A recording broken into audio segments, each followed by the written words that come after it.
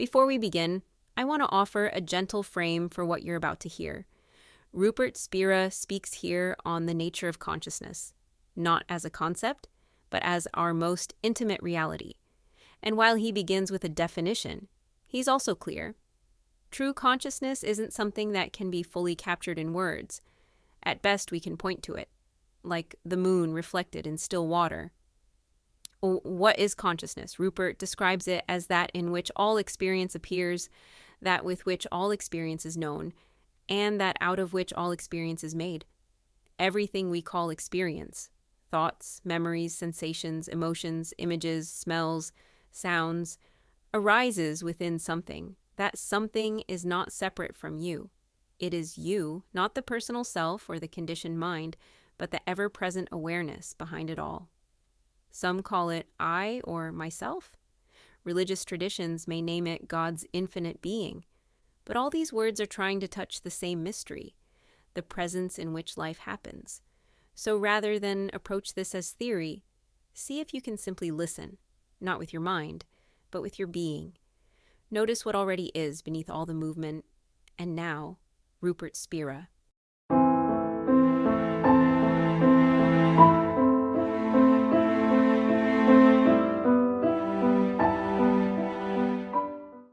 The first thing I want to say, I'm afraid, is going to be a little disappointment to you. We are going to hear and speak a great many words this week about the nature of consciousness. Not a single one of them is going to be absolutely true. If we want to speak the truth about the nature of consciousness, experience or reality, we would have to remain silent. And that is why it is said that the highest teaching is silence.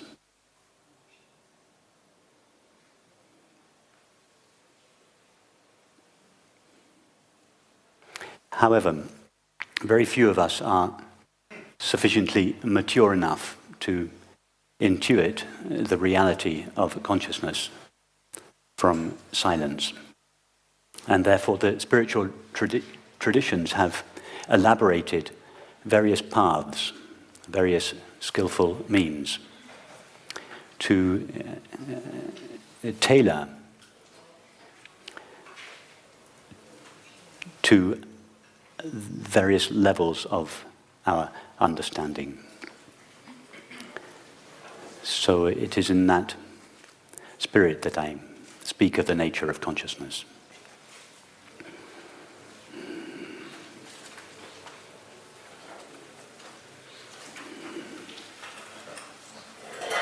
And the first thing I would like to do is to give a definition of consciousness. Of course, consciousness cannot really be defined, but this would be a good provisional definition of consciousness. Consciousness is that in which all experience appears. It is that with which all experience is known. And it is that out of which all experience is made.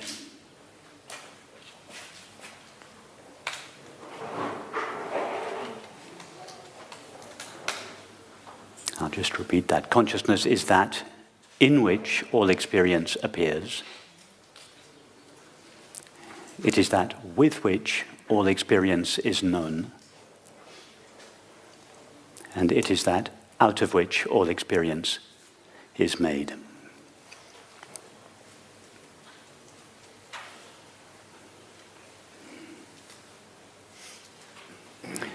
What do I mean by experience in this context? Anything objective. Thoughts, memories, ideas, concepts, feelings, sensations of the body, sights, sounds, tastes, textures, smells, etc. All of these appear in something.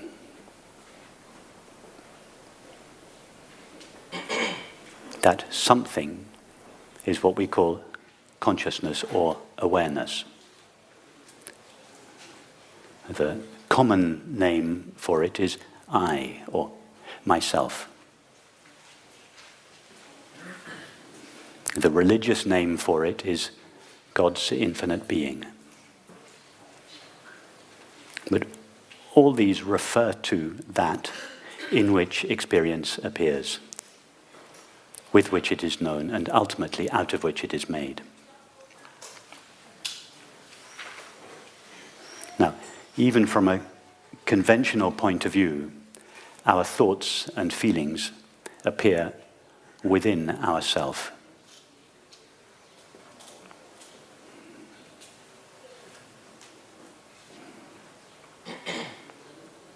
What is not so obvious is that the experience of the body, which we experience mostly as sensation, also appears in ourself, that is, in consciousness.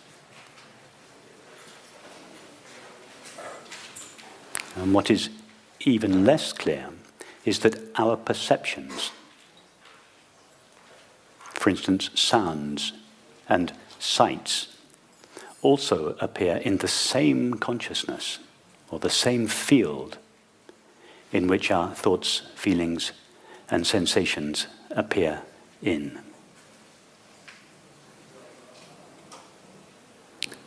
So I just want to pause there and make sure that you are really connecting with what I am suggesting, and not just intellectually agreeing or disagreeing. So take a thought, or allow a thought or a series of thoughts to appear. And just ask yourself the question, or notice that those thoughts appear in some kind of field. They appear in something.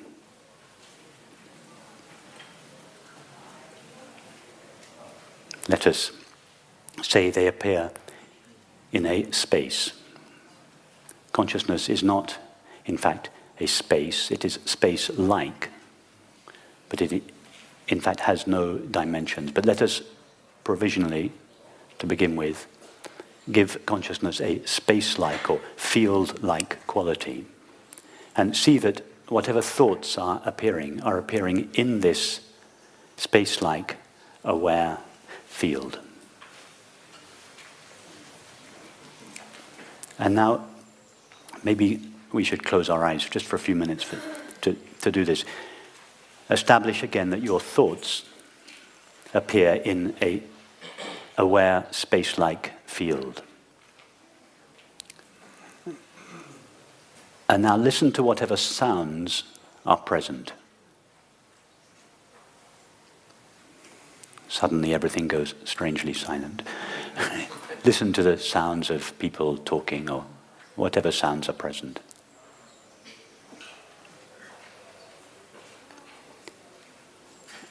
And now with your attention, go back and forth between the thought and the sound.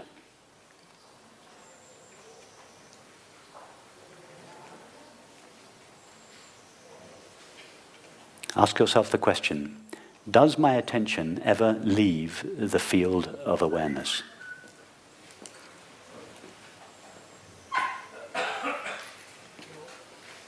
Notice that the sound appears in exactly the same field as the thought appears in.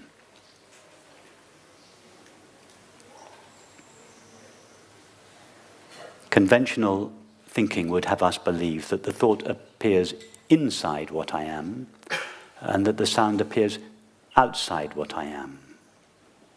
But if we look for the line that divides the two in our actual experience, it is never found. The line is on the map, but never in the territory. The line is in belief, but never in experience.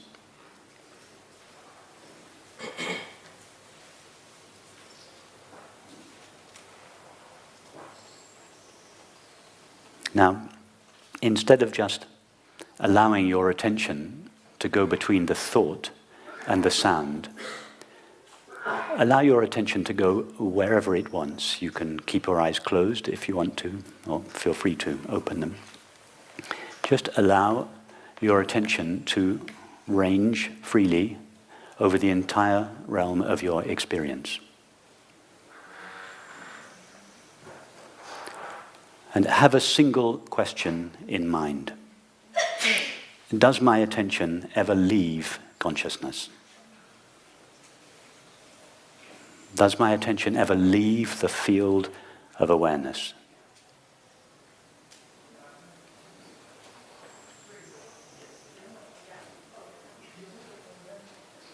In fact, you could play devil's advocate with yourself. Try to leave the field of awareness.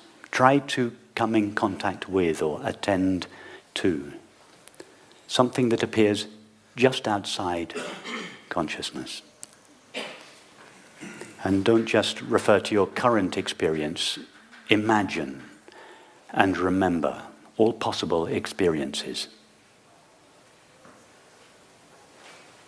You could imagine, for instance, that you had just landed on the moon.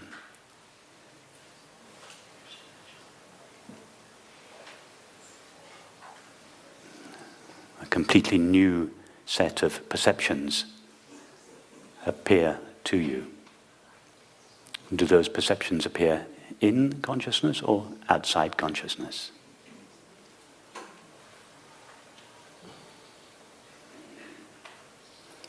Imagine you are a brain surgeon. You are just dissecting doing your first brain operation.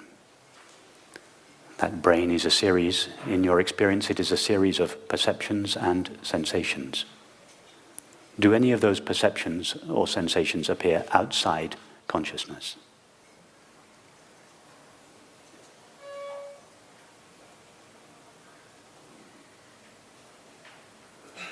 Imagine you are deeply depressed.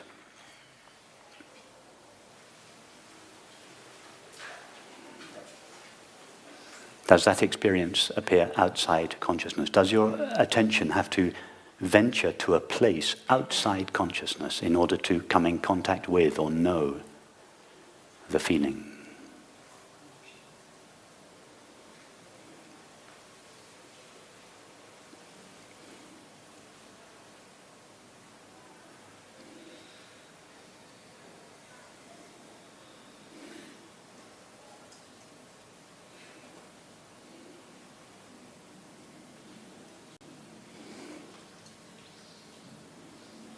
See, simply and clearly, that nobody has ever, nor could anyone ever, come in contact with anything outside experience. Outside awareness or consciousness.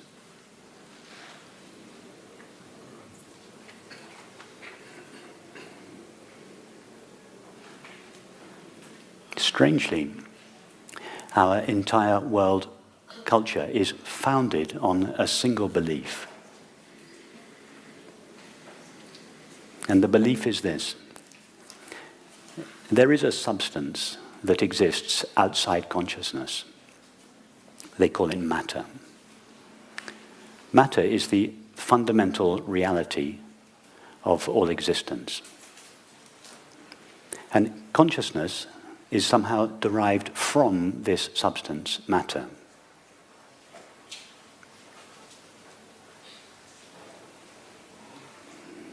Whether we realize it or not, almost all our thoughts, feelings, activities, and relationships are founded upon this primary assumption.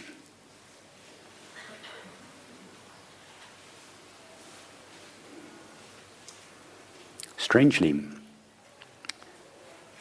since the invention of the idea of matter a few thousand years ago, we have been looking for it. Scientists are still looking for it. They haven't found it. Many scientists believe that it's just a matter of a few more years and a few more $1 billion, and we will eventually find this stuff called matter. But it is And philosophers have been thinking about it for over 2,000 years, the nature of this stuff called matter.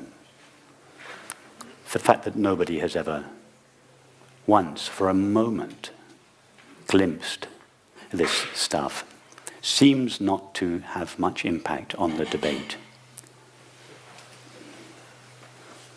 It is like spending centuries discussing the eating habits of the Loch Ness Monster. The fact that nobody ever saw the Loch Ness Monster is just a detail that seems to have been overlooked. One day we will find it, but in the meantime, let's continue to discuss its eating habits and its mating habits, and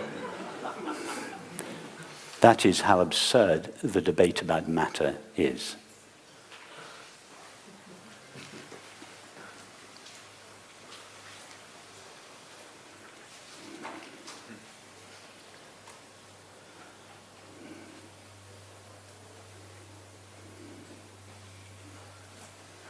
This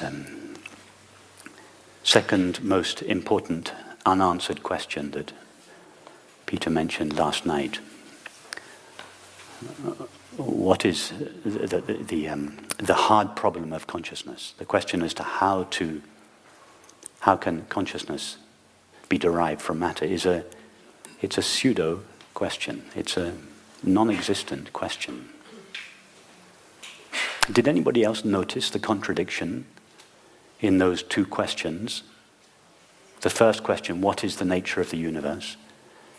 The second question, how is consciousness derived from matter? Is the contradiction in those two questions not staring us in the face?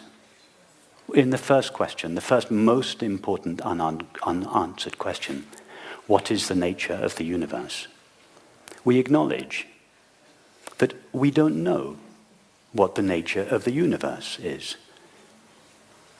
In the second question, how is consciousness derived from matter? We've made a huge leap of faith. We've presumed the stuff called matter, having already acknowledged in the previous question that we have no idea what the universe is made of. And then we ask the question, how is consciousness derived from it? I mean, do you have to be an astrophysicist to notice the contradiction there?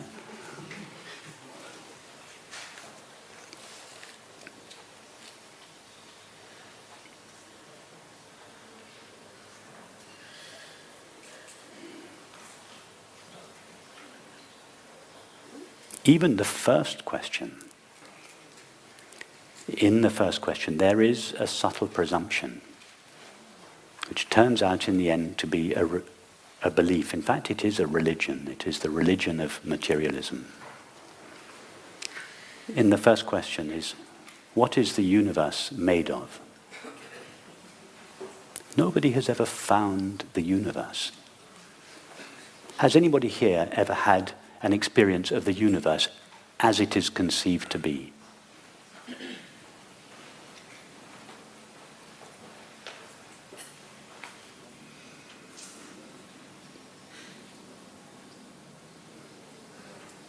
So what are we exploring when we try to explore the nature of the universe? We're trying to explore something which we don't experience. All we know of a universe is a series of fleeting perceptions.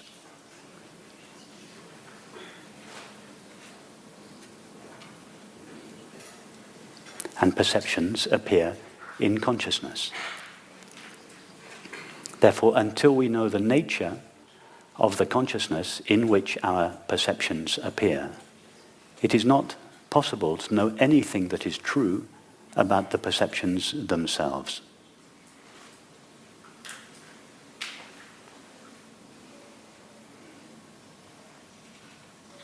That is why I believe that one day the science of physics, the highest science, will no longer be considered the science of physics. It will be the science of consciousness, the new science of consciousness. Because until we know the nature of consciousness, it is not possible to know the nature of anything that appears within it. Until we know the nature of the knowing with which we know our experience, it is not possible to know anything true about the known.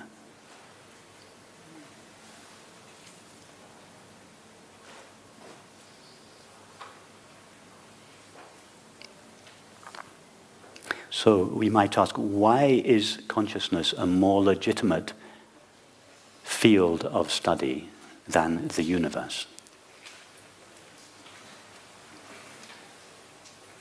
Is there anybody here who is not aware at the moment? Okay, that's the answer. When I asked you, has anybody here ever experienced the universe as it is conceived by thought? Not a single person put their hand up. In other words, we never experience the universe that we are studying. But when I asked the question, is anybody here not aware? Nobody put their hand up. In other words, everyone is aware. Awareness is our experience. And therefore awareness is a legitimate field of study. Why? Simply because it is experienced. Everybody here is knowing or aware of their experience. What is the nature of that knowing? That is the interesting question. Until we know the nature of the knowing with which our experience is known, or until we know the nature of the consciousness in which our experience appears, we cannot know anything that is true about the mind, the body, or the world.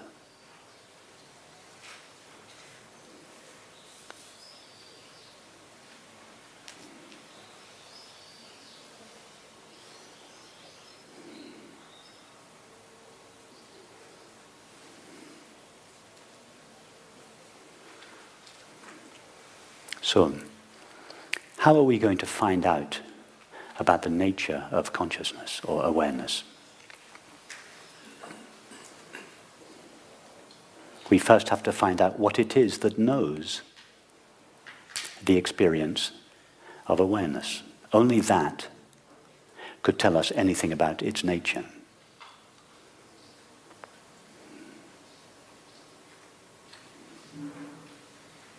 If I were to ask each of you now the question, are you aware?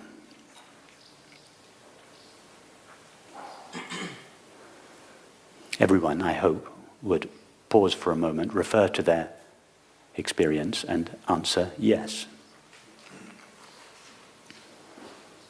What happens in that pause?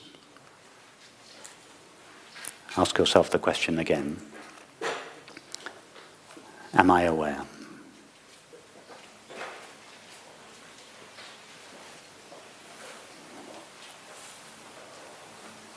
And just remain for a while in that pause before thought answers yes.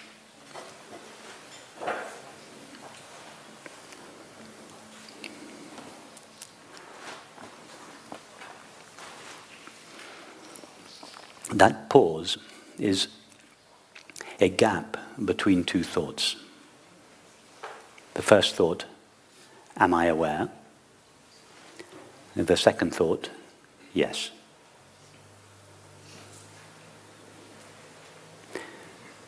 During the first thought, am I aware? We are not yet quite sure that we are aware. And by the time the second thought appears, we are absolutely certain that I am aware. In other words, the certainty of being aware takes place in between those two thoughts. In other words, it doesn't take place in the mind.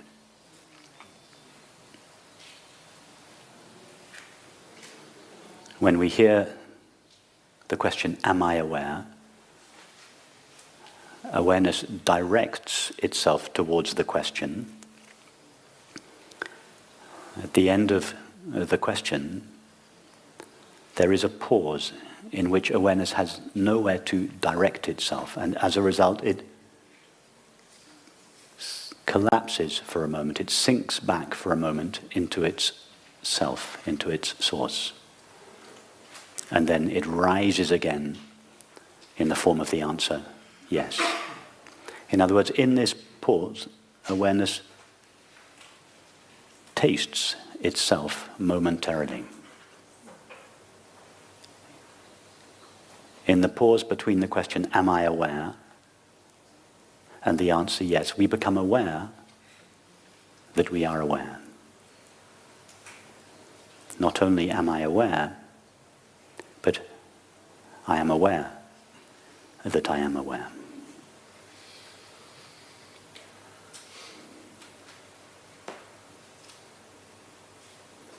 In other words, in that pause, consciousness knows itself. It recognizes its own being.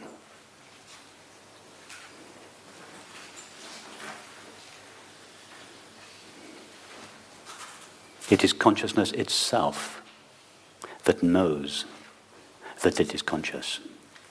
It is awareness itself that recognizes its own being.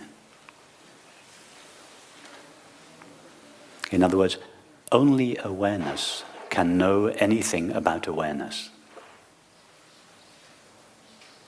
The finite mind, that is thought and perception, can tell us nothing about awareness. It is an expression of awareness. It is made of awareness. But it cannot know anything about awareness, because the finite mind can only know something objective. It's very easy to test that out in your experience. Try now to think of something that has no objective qualities.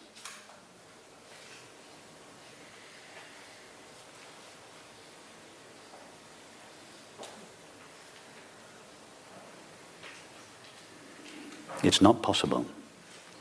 The very best we can do is manufacture a blank object that mimics the presence of awareness.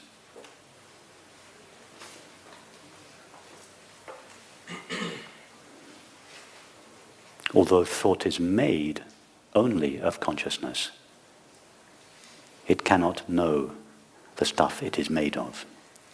Just like the character in the movie is made of the screen, but cannot know the screen.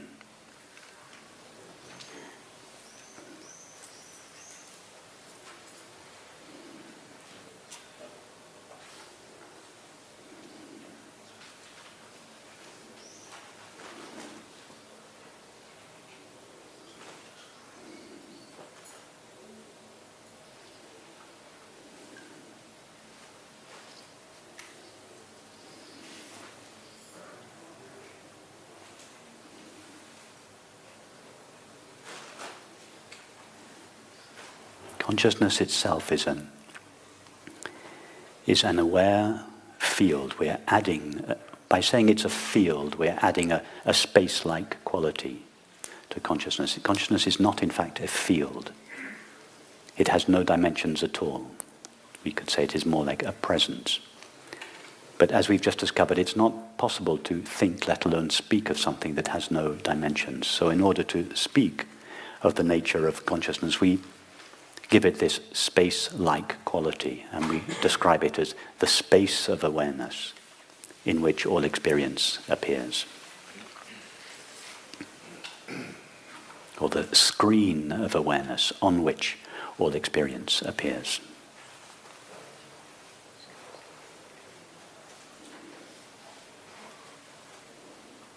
Consciousness is a space-like presence in which thoughts, sensations, and perceptions appear, but is not itself made of thought, sensation, or perception. Thought, sensation, or perception. It has no objective qualities. It is thus sometimes said to be empty. It is not really empty, but it is empty from the point of view of objects.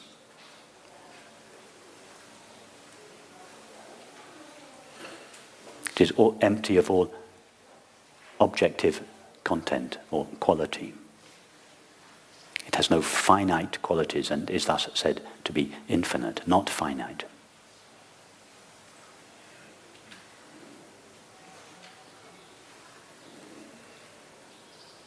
Being infinite, empty, not finite, there is nothing in it which can divide it.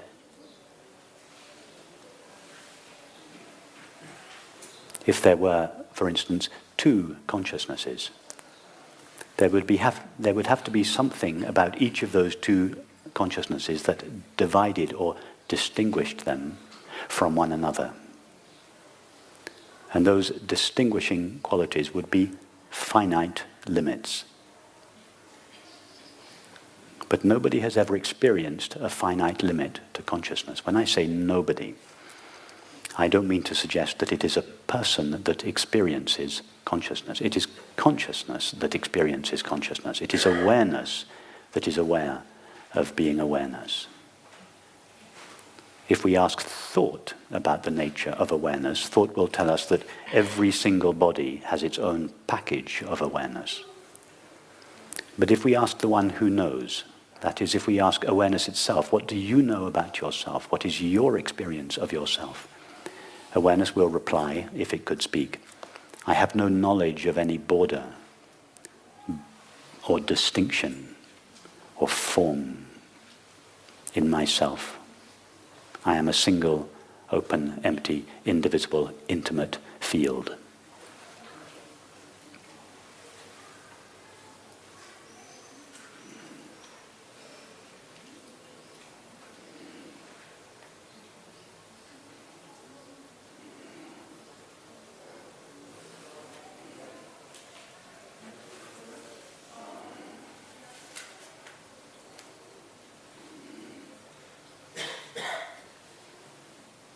That means that the knowing, or the consciousness with which each of us is knowing our experience, is the same consciousness.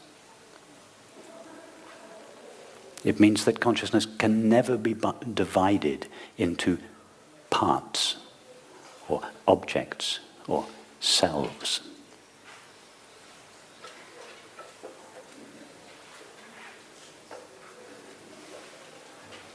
It means that if each of us were to take the thought I and trace that I to its origin, to its source, and if we were to trace it far enough back to the essential nature of each of our minds, we would all arrive at the same consciousness. Not a similar consciousness. There cannot be two empty spaces.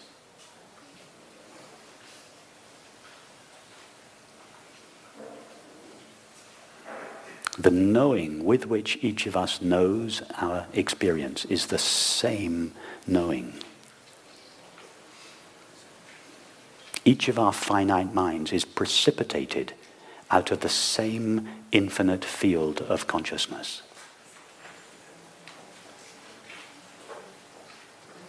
Each of our finite minds is a modulation of the same infinite, space-like field of consciousness. Some of our finite minds, if you think of each finite mind like a field, some of our finite minds overlap.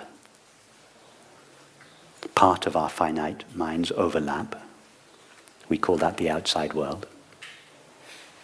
Part of the fields of our finite minds don't overlap. We call those our thoughts and feelings. The religion of materialism uses the fact that we all experience the same world as proof that there is a world made out of matter outside consciousness. The reason we all experience the same world is not because there is a world made out of matter appearing outside consciousness. It is because each of our finite minds are precipitated within and from the same field of infinite consciousness.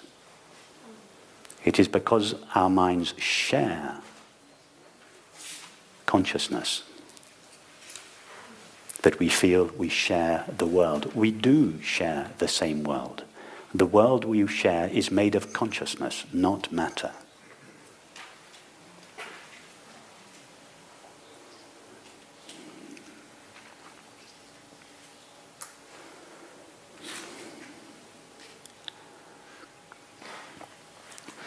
So the really interesting question, which I believe will sooner or later replace the top two questions, what is the nature of the universe and how is consciousness derived from matter? The really interesting question is, how is the appearance of matter derived from consciousness? In other words, we will start with consciousness. Why? Because consciousness is our primary experience. That's the obvious place to start.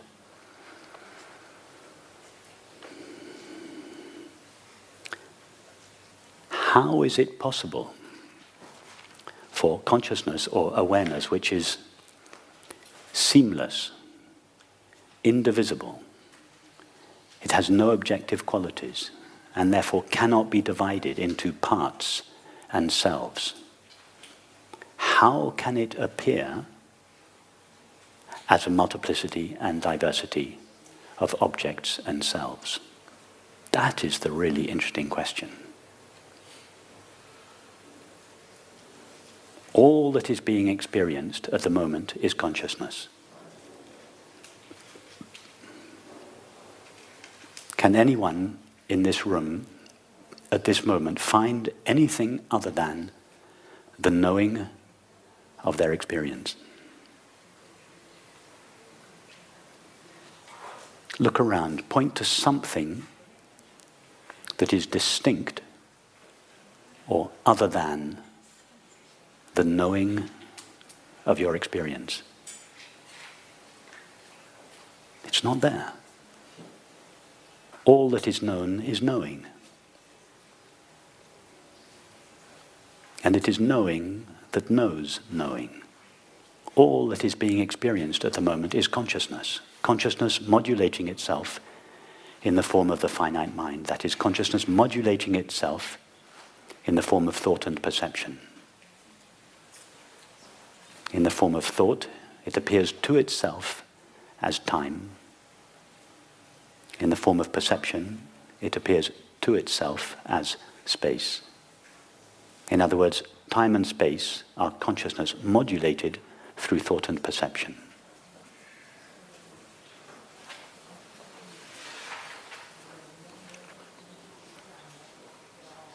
How does something which is infinite take on the appearance of something that is finite? A multiplicity and diversity of finite objects.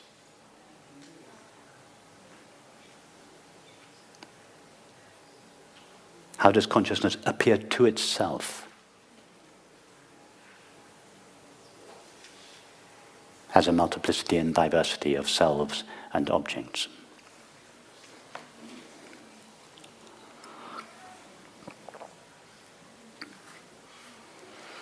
I'd like to, in an attempt to answer this question, I'd like to give you an analogy. Imagine Mary falling asleep here in Titignano.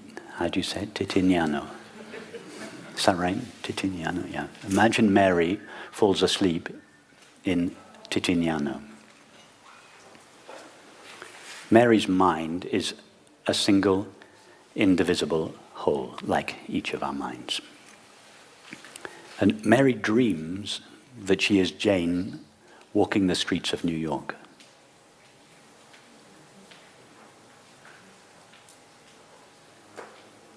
So Mary's mind has fallen asleep to its own infinite, indivisible nature. And it has imagined instead that it has assumed the limited form of Jane's mind. Jane is walking the streets of New York, seeing people, cars, buildings, which from Jane's point of view all seem to be outside her mind. When Jane closes her eyes, the streets of New York disappear. And therefore, she legitimately concludes that whatever it is that is seeing the streets of New York lives just behind her eyes.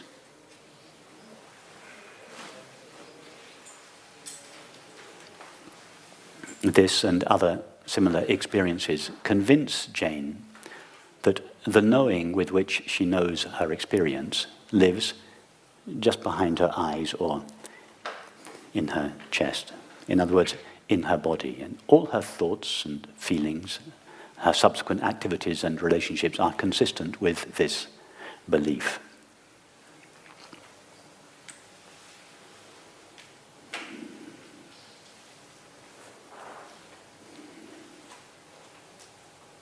One day, Jane goes to a cafe, and sitting on the table next to her is a very handsome man called David.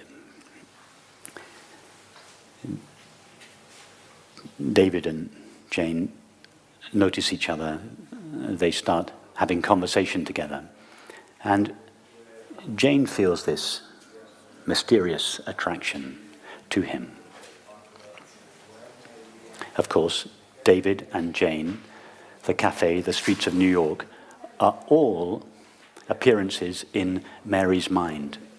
Mary's mind itself has not been divided into a multiplicity and diversity of objects and selves. It is still the same seamless, indivisible whole that it always is. And yet it has taken on the appearance of Jane and David. Mary could have dreamt that she was David on the streets of New York, in which case she would have seemed to see her experience through the eyes of David's mind. So when Jane feels this mysterious attraction towards David, and they begin dating, Jane has a strange feeling that if she were somehow to get closer to David, the pain that she feels, the wound that she feels in her heart, that she has been trying to escape from all her life, would be somehow alleviated. She feels that somehow to merge with David would give her relief from the pain from which she had been running all her life. Well, eventually she and David do get together, and indeed, when they merge in friendship and sexual intimacy, she does indeed feel temporary relief from the pain of her longing. So, what is really happening? What is when Jane feels this longing in her? Why does she feel this longing? Why does she feel, from where does the intuition in her come that it is possible to be relieved of her suffering? And what happens to her suffering when she and David merge? In this moment of merging, there is a temporary loss of all the limitations with which Jane defines herself. In other words, in this merging, there is a temporary collapse of Jane's finite mind. And in that moment, she tastes the essence of her mind, which is Mary's peaceful mind asleep in Tiziano. Now, of course, when Jane and David part, this temporary cessation of suffering comes to an end, and she feels everything that defines her again, so the suffering bubbles up again, and she remembers, last time I united with David, the suffering went away. Therefore, uniting with David, in this case a person, but it could have been an object or a substance. Last time I united with this person, the suffering went away. Therefore, uniting with a person, an object, a substance, an activity must be the way to get rid of my suffering. So she goes again and again and again and again to the object, to the substance, to the activity, to the relationship, in order to find relief from her suffering. And indeed, each time she unites with the object, activity, substance, or relationship, she does find temporary relief. And this builds up in her the conviction that the way to be free of her suffering is to continually acquire objects, activities, substances, and relationships. And she ends up being addicted, like most people are, to some kind of object. The subtlest object is, of course, thought. This is the main addiction. It's free and not bad for our health, so it's an addiction that doesn't normally get labeled as addiction. But nevertheless, it is an object towards which we give our attention, for mainly in order to distract ourselves from this wound of separation, which all apparently separate selves carry around within themselves. This wound of separation, this longing for freedom, for peace, for happiness and love, is in fact an echo in us of the nature of Mary's mind. Mary's mind is at peace, free, asleep in Titiano. And the memory of this freedom lives in us all. This longing for freedom, for peace, for happiness that each of us feel is in fact the echo in each of our finite minds as the true, an echo of the true freedom of infinite consciousness. There is no other freedom other than the freedom of infinite consciousness. Infinite consciousness is freedom, peace, happiness itself. And the desire that each of us feels for that freedom, for that peace, that happiness, and that love is the pull that infinite consciousness exerts on the finite mind. The finite mind feels that pull in the form of suffering. I long for happiness. The separate self feels that it is doing the longing. It is not. It is infinite consciousness that is exerting a force on the finite mind, drawing it back into itself. It is in fact the pull from infinite consciousness on the finite mind that is what the finite mind calls the desire for happiness.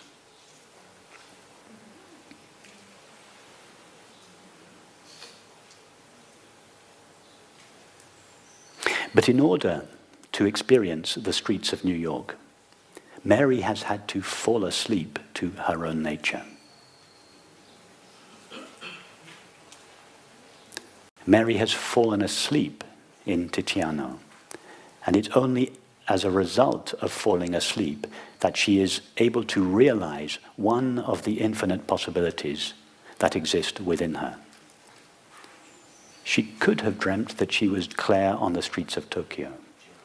She could have dreamt that she was Annabelle on the streets of London. All these possibilities, an infinite number of possibilities, exist in Mary's mind. She chose one of those possibilities, to be Jane on the streets of New York.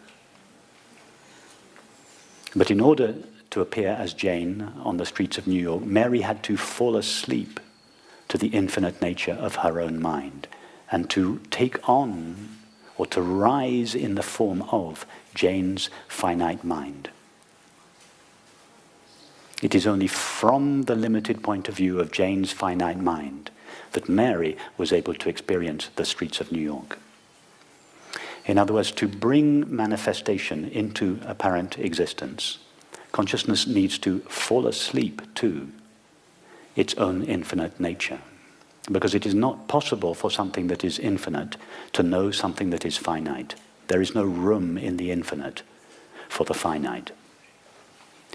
So in order to bring manifestation into apparent existence, manifestation means form. Form means limit.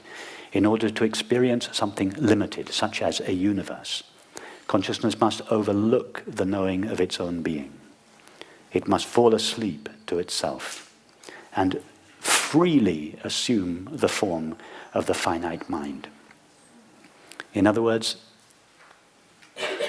when consciousness brings manifestation into existence, it comes at a price. It overlooks the knowing of its own being. It gives birth to the universe from within itself, and then it finds itself located as a self in that universe. Having done so, it has had to forget its innate nature of peace and freedom. And that is why the self in the world longs for one thing alone: peace and freedom. The only thing the separate self is really engaged in is the discovery of peace and freedom and happiness. It first tries to do this by uniting with objects, substances, states, and relationships. But at some point, it gets to the end of that adventure. It realizes that it can never be fully satisfied by objective experience. And that is when the real journey back home begins. When Jane on the streets of New York asks herself, "What is the nature of my mind?" And Jane notices that nothing in life really satisfies her. She has numerous relationships. She tries all the substances. They all give her temporary relief, but none of them give her the lasting happiness she truly desires. At one point, she begins to explore the only direction left, the nature of her own mind. And that exploration takes her mind on a journey backwards towards its source, the subject of experience, rather than outwards towards the object. And in this return journey, the mind is, in most cases, progressively divested of its limitations and at some point stands revealed as infinite consciousness. That is the experience of happiness. That is the experience of love. It cannot be experienced by the person because the person dissolves in that experience. The person that seeks happiness and love is like the moth that seeks the flame. The moth longs for the flame above all else, but it is the only thing the moth cannot experience. Or rather, to experience the flame means to be consumed in it, to die into it. That is the experience for which the moth longs. The only experience for which the apparently separate self longs for is the experience of happiness or love. The experience of love is the dissolution of the limitations of the self. It is not an experience that the separate self can have. It is an experience in which the separate self dies.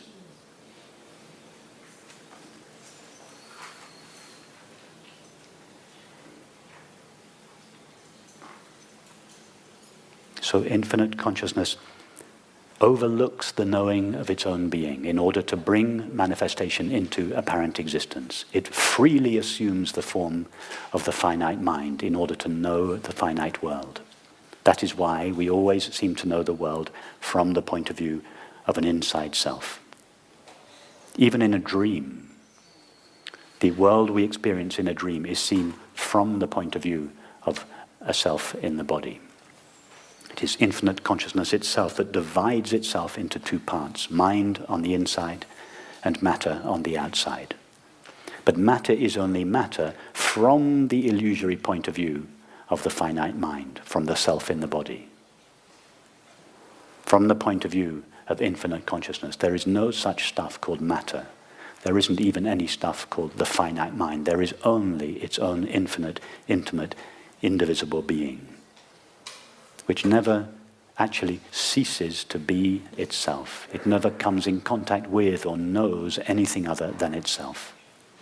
Which means that all of this, our current experience, I'm not talking abstract philosophy here, I mean the very experience that each of us is having here is only infinite consciousness itself assuming the form of the finite mind and appearing to itself as a world.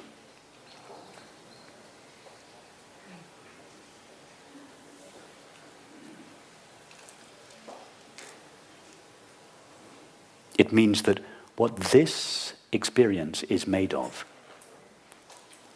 itself has no dimensions. It means this ordinary experience of 4 dimensions of time and space, thoughts, feelings, perceptions, activities, relationships, this very experience that each of us is having now has no dimensions at all. Don't try to think of that. It's not possible to think of something with no dimensions. Could it be that what is called the Big Bang is not an event that happened millions of years ago? It is the event that is continually happening every time infinite consciousness assumes the form of the finite mind and appears as itself, that appears to itself as the world. Could it be that the Big Bang is happening over and over and over again, always in the same now?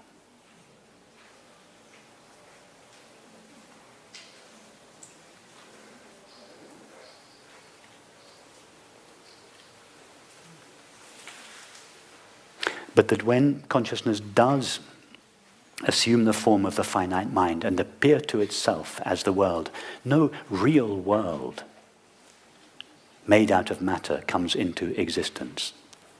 Existence comes from 2 Latin words, ex and sistere, meaning to stand out from. Nothing stands out from consciousness. Nobody has ever found a place outside consciousness. No thing comes into existence. Objects borrow their apparent existence from God's infinite being, the only being there is. Infinite consciousness, commonly called I. That means the very I that each of us is now feeling as myself, the I that I am. That I is infinite consciousness. It is the reality, the substance, the stuff out of which all experience is made.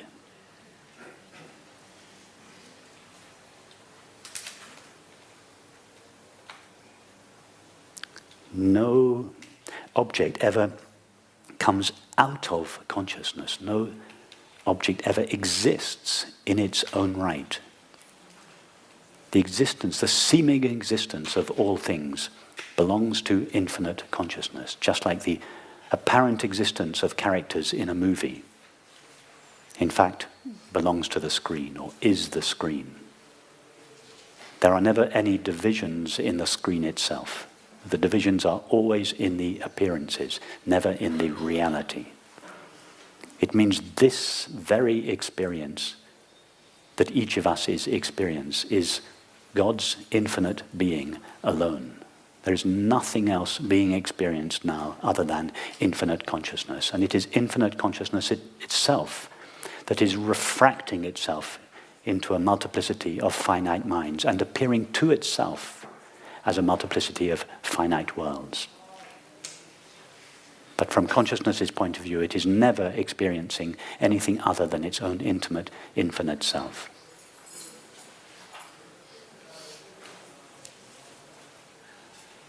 When the Sufis say, La ilaha illallah, they mean there is no God but God. In other words, no thing has an existence of its own. No thing is a thing unto itself.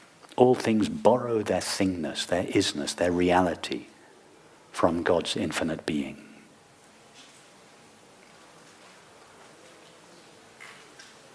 God's infinite being shines in each of our minds as the knowledge I am.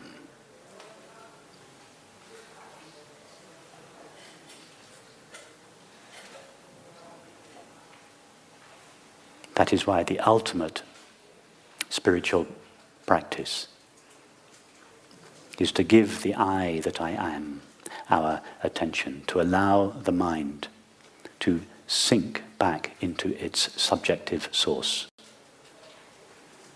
And as it does so, it is temporarily, in most cases, occasionally, suddenly, divested of its finite limitations and stands revealed as infinite consciousness, God's infinite being, the only being there is, the heart that we all share, the heart that we all are.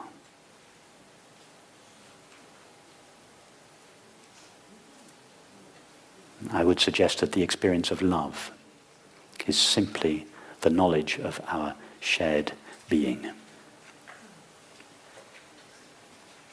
When we love, we feel one with the other. Love is the experience of our shared being. And is there any experience that the separate self desires more than the experience of love?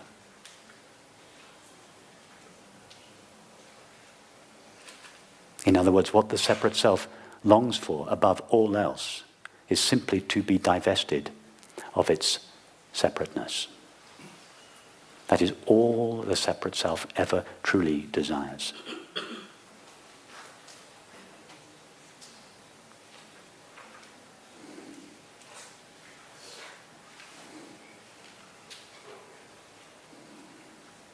And all the separate self, and this is not quite true, but it's a concession to the separate self, all the separate self needs to do to find this love for which it longs is to ask itself, what is the nature of the knowing with which I know my experience?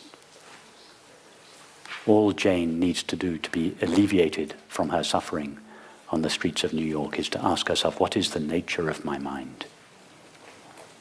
And if Jane inquires deeply enough into the nature of her own mind, she will discover her mind is made of Mary's peaceful, infinite mind. That's all there is to Jane's mind. All there is to each of our minds is the inherently peaceful presence of infinite consciousness.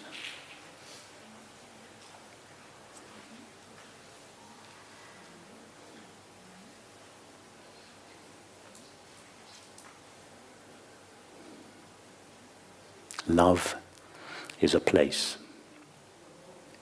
And through this place of love, move with brightness of peace all places. Yes is a world. And in this world of yes, live, skillfully curled, all worlds. That's E. E. Cummings. Love is a place, and through this place of love, move with brightness of peace, all places. Yes is a world, and in this world of yes, live, skillfully curled, all worlds.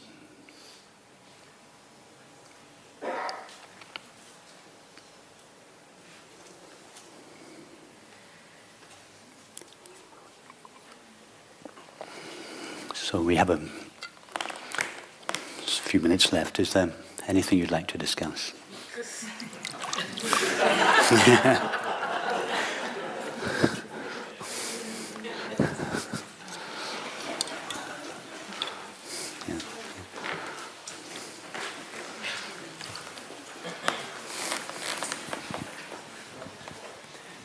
Thank you. You said that the only way for us to truly achieve that which we are so longing for and desiring is to experience that infinite consciousness, but that infinite consciousness can only be experienced with the dissolution of the self. Not the dissolution of itself, the dissolution of its apparent limitations. Consciousness cannot dissolve.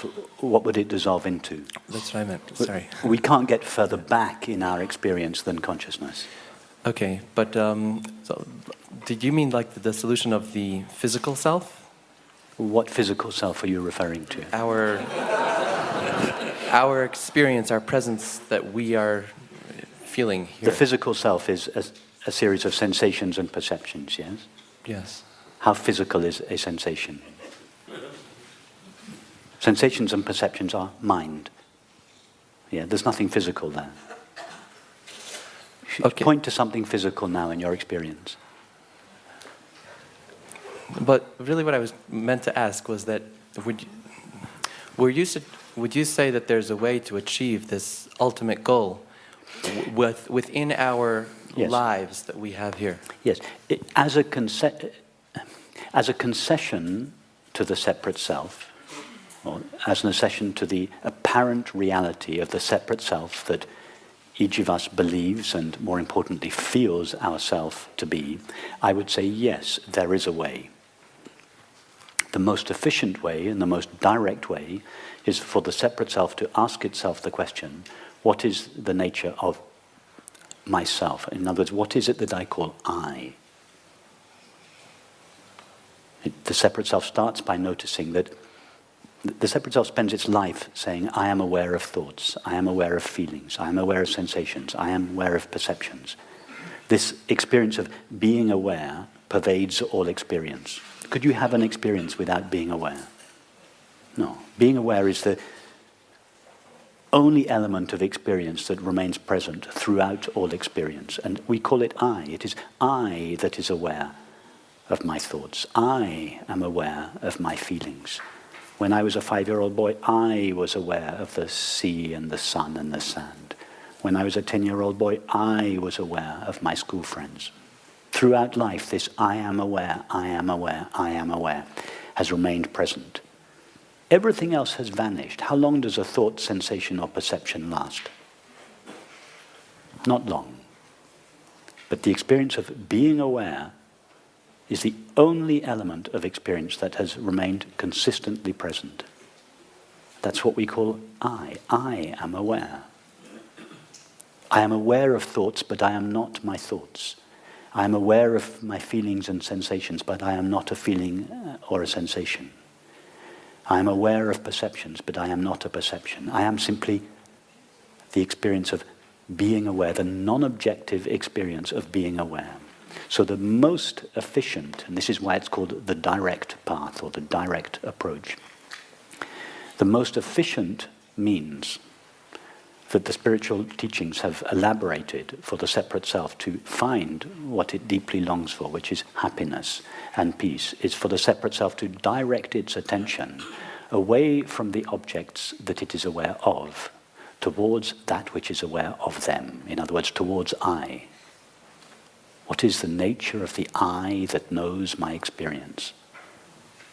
And if we try to do this, our attention, instead of our attention directing itself towards a thought or a feeling, sensation or perception, our attention begins to sink backwards into its source instead of forwards towards the object. This sinking of the attention into its source is named variously in the different spiritual traditions. In the Christian tradition, it's called the practice of the presence of God. In Ramana Maharshi called it the sinking of the mind into the heart.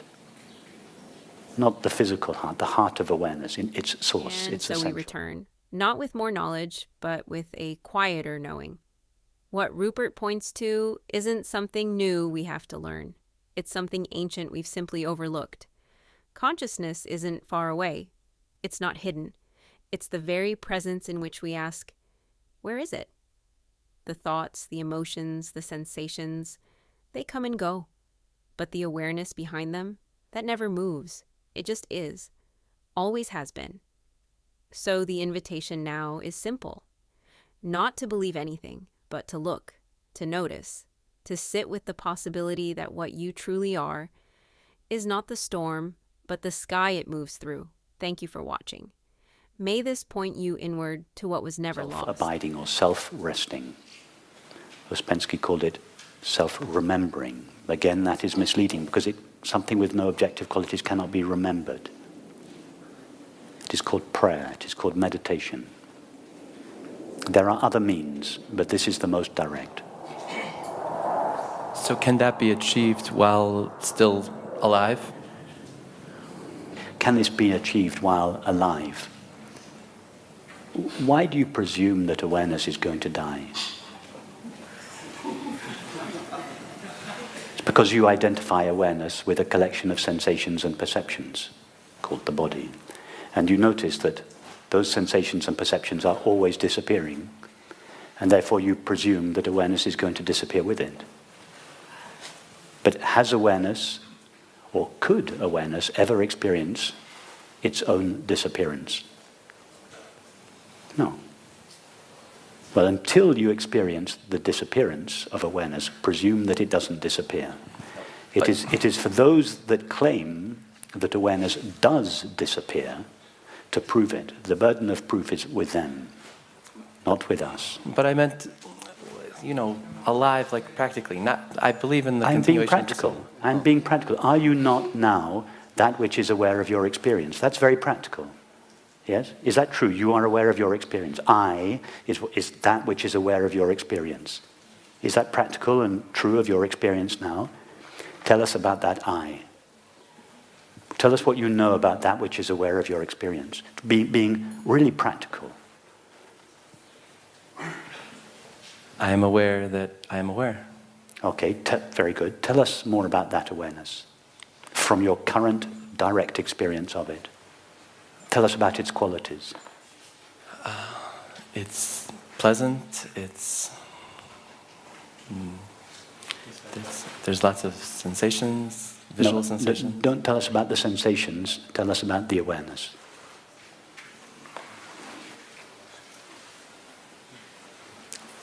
The only thing I think I could say is that it's present and Perfect. aware. Perfect. It's present and aware. If all you can, that's perfect. If all you can say about it, and you're speaking from your experience, I can see that. You're not talking abstract philosophy. You're being practical. You yourself said, all I can say about myself is that I am present and aware.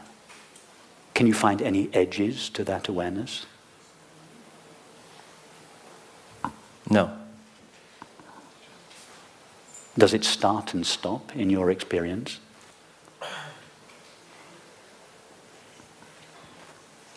Only my conscious identity with it starts. No, and but I'm stops. not asking about that. I'm asking about awareness, what you call that which is aware and present. Does it ever stop being aware and present? Did it ever start being aware and present?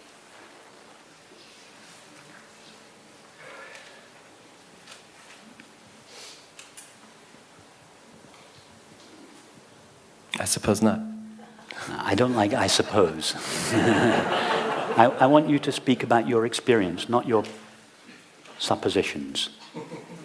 I mean, is it your experience now? Your experience now is that thoughts, sensations, and perceptions are continuously starting and stopping, yes? Every time my voice comes to an end, a perception stops.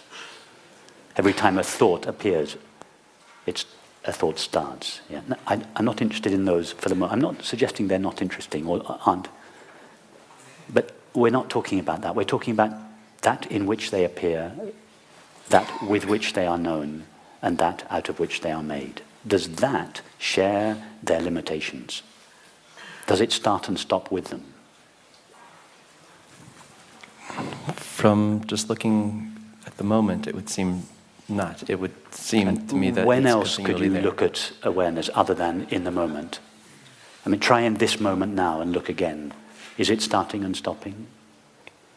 Right, so then I would be able to just project back to before I was born, and that's if your question was, has there ever been a point when it's not existed? You say, before I was born. How do you know awareness was born? In order to know awareness was born, you would have to have seen it starting. Oh, there it just appeared.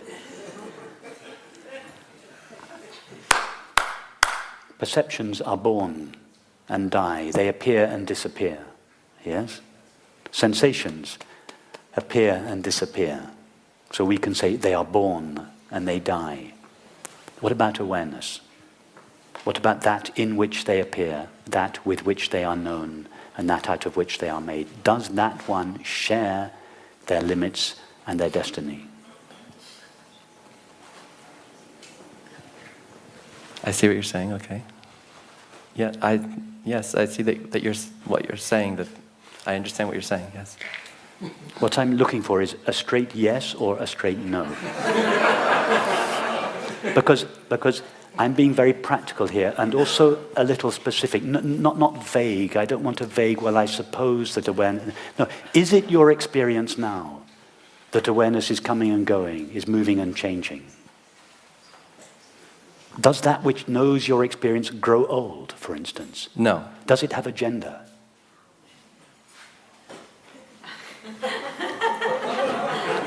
Does it have a nationality? Is it located in space? Our only knowledge of space is perception. Perception is located in it. It is not located in perception. If we ask awareness, the reason you're having difficulty is because you're fluctuating between awareness and the mind. You're used to asking your mind about the nature of experience. I'm asking awareness, the one that knows experience. But I'm asking awareness to tell us about itself, not about the world. What does awareness know about itself? And if we ask awareness, what is your experience of yourself? Because you are the only one that knows yourself. The mind knows nothing of awareness. Science can tell us nothing about consciousness, because science is thought, and thought knows nothing of consciousness, although it is made of it. Only consciousness can know about consciousness. Only awareness can know awareness. And if we ask awareness, what is your experience of yourself? If awareness could speak, it can't, but if it could speak, it would say, in my own experience of myself, I am eternally present. I have no limits, and thus I am infinite. I cannot be disturbed, and thus I am peace itself. I cannot be aggrandized or diminished by any appearance of the mind, the body, or the world, and thus I am fulfilled. I am happiness itself. I know no other, and am therefore love itself. I know no object, and am thus beauty itself. That is what awareness has to say about itself. I have no age because I do not appear in time. I cannot be touched or moved or harmed or...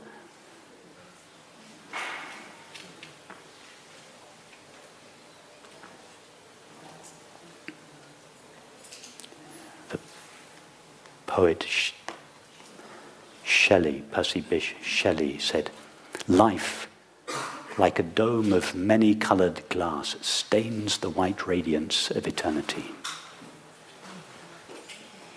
All of life, all of this is just a colouring. He didn't really mean it stains it, because nothing leaves a stain or a trace on awareness. Life is like a temporary colouring of eternity, of this dimensionless presence of awareness, which shines in each of our minds as the knowledge I am, and which is felt in our hearts as peace, happiness, love, and which shines in our perceptions as beauty.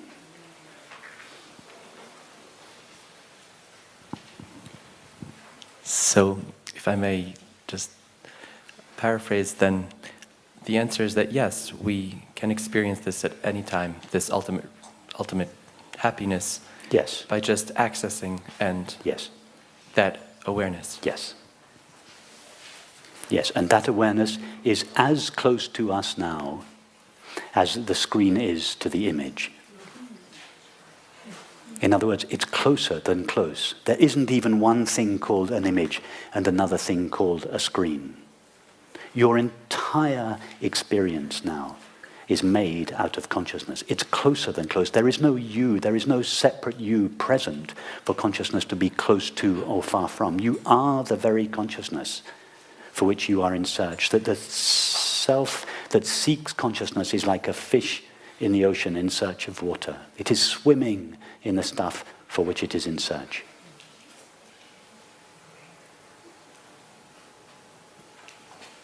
Thank you. So Mary didn't really fall asleep. Can you take the mic behind you here? You've told us, or what I've learned from your talk, these few moments, experience takes place in consciousness. Can you help me or help us there are moments that we are conscious, but we are unconscious of our consciousness. It would be more accurate to say that awareness itself assumes the form of thoughts and perceptions with which, or as which, it seems to veil itself from itself. That is called Maya. In the same way that a screen has the ability to assume the form of an image, and as that image, it seems to veil itself. However, it only veils itself, the image only veils the screen if we give it permission to do so. Two kids are watching television. Their mum comes in and asks one of them, "What are you seeing? What are you watching?" One of them says, "Match of the day." And she asks the other one, "What are you seeing?" He says, "A screen." They both see the same thing. But what appears to them in accordance with the way they see. If one of them believes he is seeing a football match, his experience will appear to him in conformity with that belief.